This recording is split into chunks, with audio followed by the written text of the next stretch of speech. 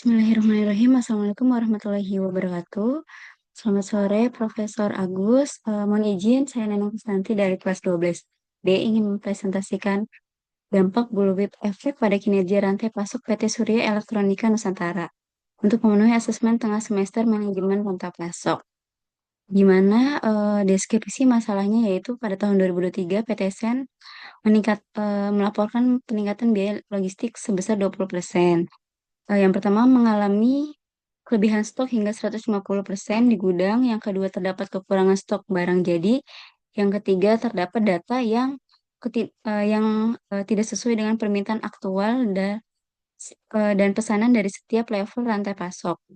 Adapun kronologis masalahnya yaitu yang pertama pada awal tahun tim pemasaran PTSN memprediksi peningkatan tren penggunaan televisi pintar tapi tidak disertai dengan data aktual. Yang kedua, pabrik memproduksi barang dengan asumsi lonjakan pesanan yang cukup besar. Yang ketiga, akibat penumpukan stok di gudang distributor pada kuartal ketiga, distributor mengurangi pesanannya. Dan kronologi yang terakhir adalah kekurangan stok di tingkat konsumen menyebabkan keluhan yang meluas di pasar. Nah, konsep dari bullwhip effect itu sendiri adalah fenomena di mana fluktuasi kecil dalam permintaan konsumen akhir menyebabkan variabilitas yang semakin besar. Mungkin faktor yang pertama itu prediksi pemasaran. Pemicunya adalah tim pemasaran PTSN yang memprediksi peningkatan permintaan tetapi tidak disertai dengan data pendukung. Yang kedua, peningkatan pesanan ke distributor. Karena adanya peningkatan pesanan prediksi dari tim pemasaran, maka tim distributor pun melakukan buffer.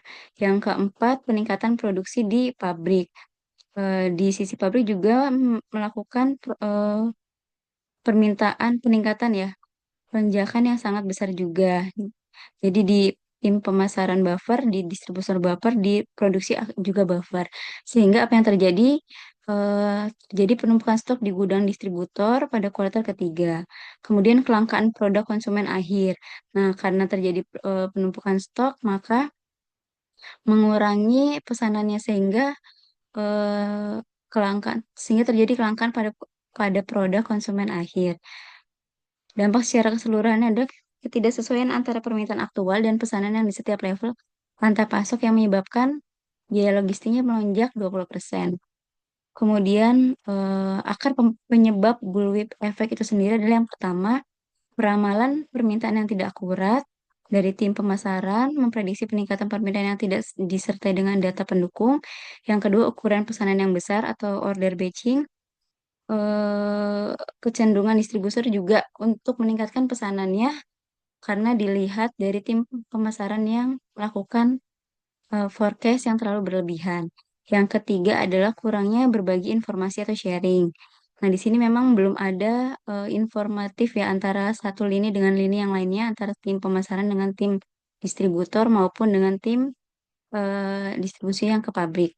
Yang keempat, rasionalitas terbatas dan penyesuaian berlebihan atau behavioral cost, yaitu ini adalah bereaksi secara berlebihan dengan meningkatkan pesanan untuk menghindari kehabisan stok di masa depan.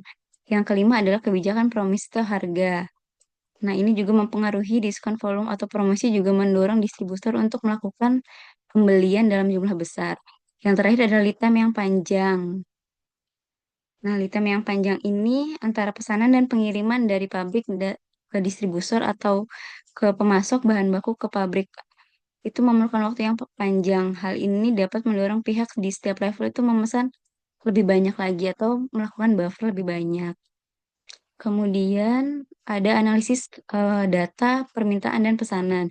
Ketika kita melihat data existing, kita bisa menganalisis bahwa yang pertama, permintaan konsumen akhir fluktuasi relatif kecil dari range 9 sampai ke 12. Kemudian pesanan distributornya fluktuasinya juga lebih besar daripada konsumen akhir, yaitu dari 11 ke 15 unit, maksimal di 15 atau rentannya 4 unit.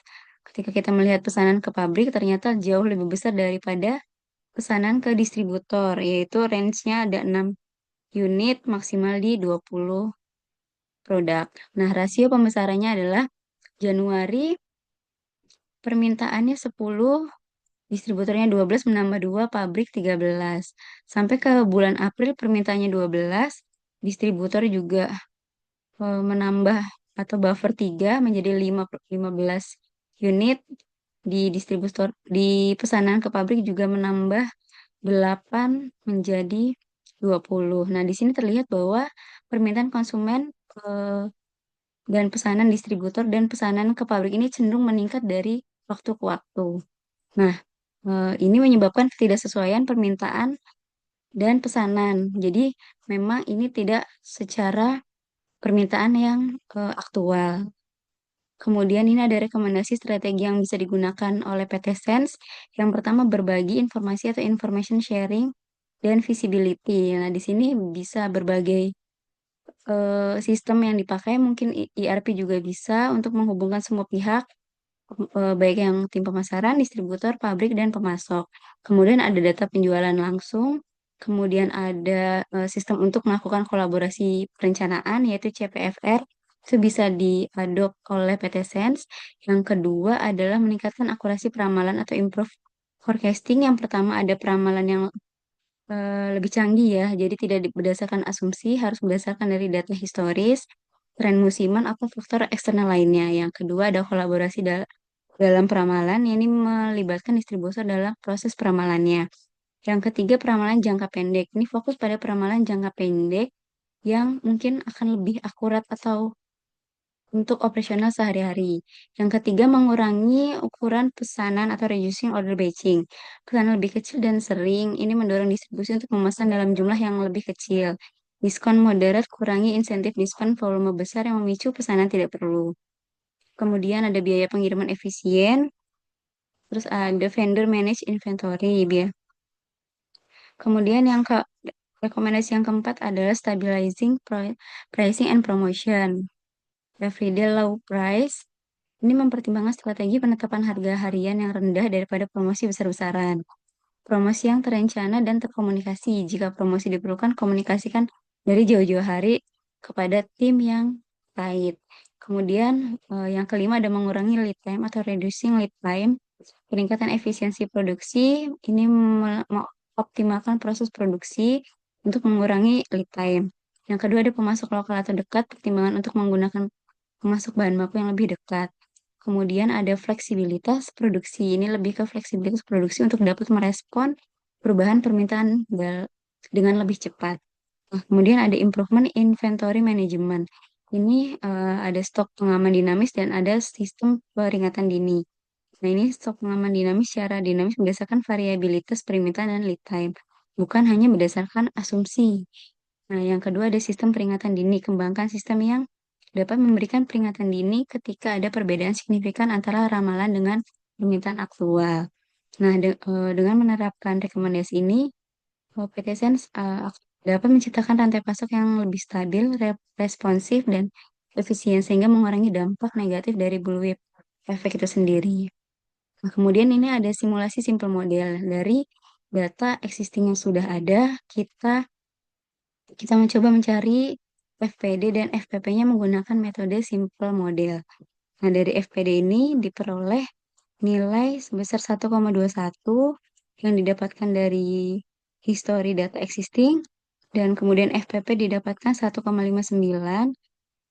sehingga pesanan distributor atau pesanan konsumen akhir sebesar pengalinya 1,21, sementara pesanan ke pabrik pengalinya adalah 1,59. Nah, ketika kita coba simulasi perbaikan, didapatkan bahwa nilai FPD dan FPP-nya lebih kecil ketika kita melakukan atau membatasi bahwa pesanan distributor hanya 10% lebih tinggi dari permintaan konsumen dan pesanan ke pabrik hanya lebih tinggi 20% dari permintaan konsumen. Nah, sehingga pengali ini dapat kita masukkan ke data simulasi perbaikan. Di bulan Januari, dari permintaan konsumen 10, pesanan distributornya diprediksi hanya 11, dan pesanan ke pabriknya diprediksi hanya 12. Nah, ini buffer 2 unit ya atau dua produk sampai dengan di bulan April. April juga buffer dari 12 ke 13 sampai ke pesanan ke pabrik itu ada 14 jadi buffer 2. Sehingga simpulannya dari perbaikan ini menghasilkan dampak positif dari pengurangan faktor pembesaran bullwhip effect itu sendiri. Nah, yang pertama pengurangan pesanan yang berlebihan. Karena tadi ada forecast yang tidak akurat, maka terjadilah pesanan yang berlebihan. Nah, ini mengakibatkan mungkin biaya penyimpanannya juga akan semakin tinggi. Yang kedua, penurunan inventaris. Nah, dengan pesanan yang lebih selaras dan permintaan aktual PT Sense, ini dapat mengurangi kelebihan stok bahan baku yang sampai menyumbang 150% kelebihan. Kemudian, peningkatan ketersediaan produk dengan produksi yang lebih responsif terhadap permintaan real risiko stok barang jadi dapat diminimalkan sehingga mengurangi potensi hilangnya pendapatan. Dan kemudian yang terakhir ada penurunan biaya logistik. Dari berbagai rekomendasi, outputnya adalah biaya. Ketika forecast-nya akurat, maka biayanya juga akan tidak melonjak lebih tinggi ya.